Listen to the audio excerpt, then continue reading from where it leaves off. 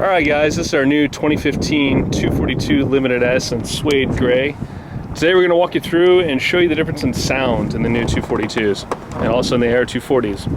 Yamaha's taken a lot of care and has really changed the insulation in the compartment. They've added several layers in here of really dense eggshell type insulation, as well as the back walls. They've kind of closed in the space a little bit too. So there's less echo chamber in there for noise to be made, and it's really making a huge difference for us so far. Let's start her up and see what she sounds like. All right, so we'll do both motors with the hatch open, then we'll close the hatch, see the sound difference, and then we'll do some running stuff.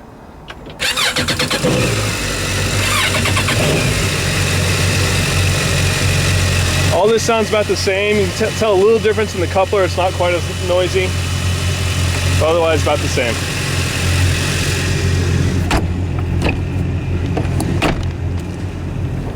With the hatch closed, though, you can tell a huge difference. The cabin's much quieter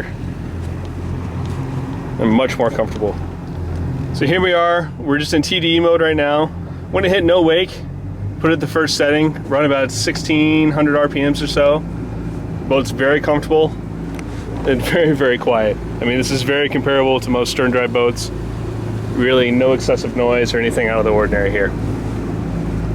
So we kick it up a couple notches, get up around 2500 RPM or so, 2300 RPM.